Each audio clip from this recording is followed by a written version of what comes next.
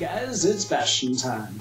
Welcome to Nintendo News, I'm your host Bastian. Let's get to that first story. So first up is, there was a new Nintendo Direct this past week. In fact, basically there were kind of two, but only one that really pertains to everywhere outside of Japan. And true to form, Nintendo just sort of drops these Nintendo Directs on everybody kind of out of nowhere. It used to be that they would sort of plan these things like a month in advance, and then we'd be waiting for that Nintendo Direct, but that's not really the case anymore. Now they just sort of let you know a day at a time that there's going to be a Nintendo Direct, and then you can watch it. But anyways, not a whole lot that super fascinated me was revealed, just things along the lines of the fact that Pikmin 3 has sort of a release window set up finally, and that's going to be the second quarter of 2013, so basically springtime. Probably just like right before E3 or something.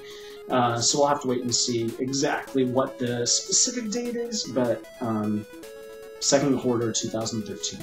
Also coming out in the spring is the Luigi's Mansion Dark Moon game. And then also they said that within the next 3 weeks, there will be over 30 Wii U games released. That is a lot. I hope to goodness that it's not just silly little shovelware sort of things, but hopefully we'll get some really awesome announcements for really awesome games. And then also the new Fire Emblem game, Awakening, is coming out on February 4th, so we finally have a specific date for that as well. Besides all of that Nintendo Direct stuff, during the Wii U's launch, several unfortunate things came to light about the Wii U, which is a little sad.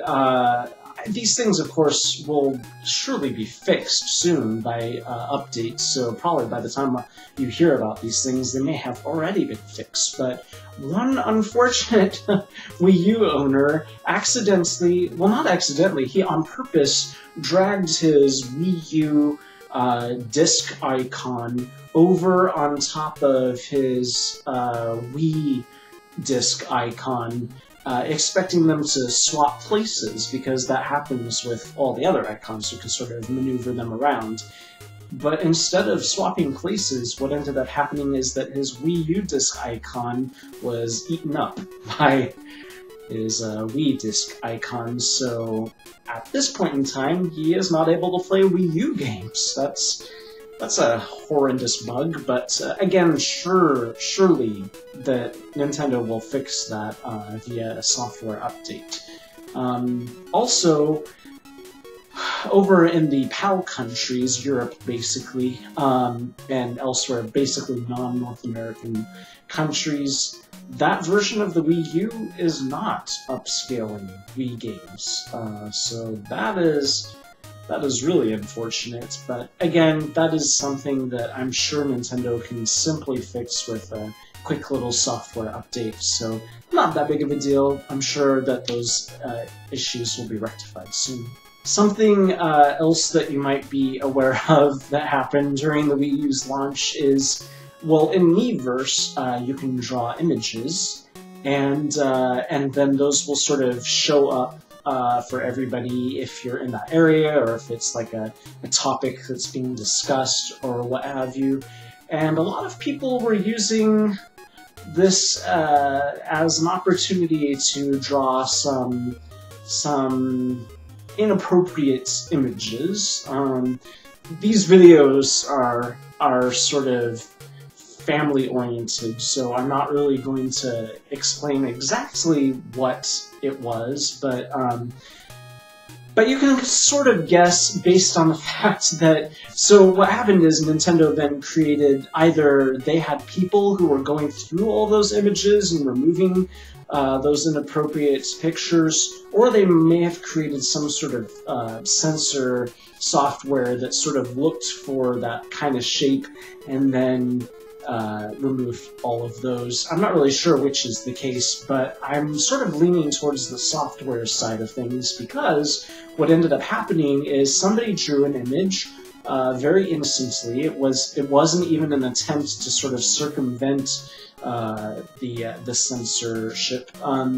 They drew an image of Samus, the arm cannon, Samus's arm cannon, and either the software misunderstood what that was, or maybe even an actual live person somehow got confused, and so it was removed for inappropriate content. So it's pretty amusing, if you ask me. I don't really understand why people decided to sort of abuse Miiverse's images. I mean, I've taken a look at Miiverse, and what I really like about it is that there are a lot of amazing artists out there who are using Miiverse as a way to sort of show off their awesome art skills with regards to Nintendo franchises. Some really amazing, beautiful Zelda images I've seen out there that are just drawn by somebody on their gamepad for Miiverse. Pretty great stuff. So, anyways, pretty funny. And then this is a bit sad for me, and it is the final cover, the cover for the final Nintendo Power. And it still is very frustrating that Nintendo has allowed Nintendo Power to die, which is because of this lack of communication, really, lack of agreement with the publisher of Nintendo Power Future. But what is awesome about it is that it is very, very obviously paying homage to the very first issue of Nintendo Power, which I remember from back when I received that very first issue, because, yes, I am older than the turn of the tides. So I did receive the very first issue of Nintendo Power back when I was a kid, and it was for Super Mario Bros. 2, and it was clay version of Mario with warts sort of chasing him from behind and mushrooms and such, and so it's really nice to see that Nintendo Power is sort of paying respects back to its very first issue, but it does make me a little bit sad. But anyways, that's it for this episode of Nintendo News. Tomorrow's the second Zelda News episode, and then 2 days from now is the second Nintendo News episode. See you then. Bye.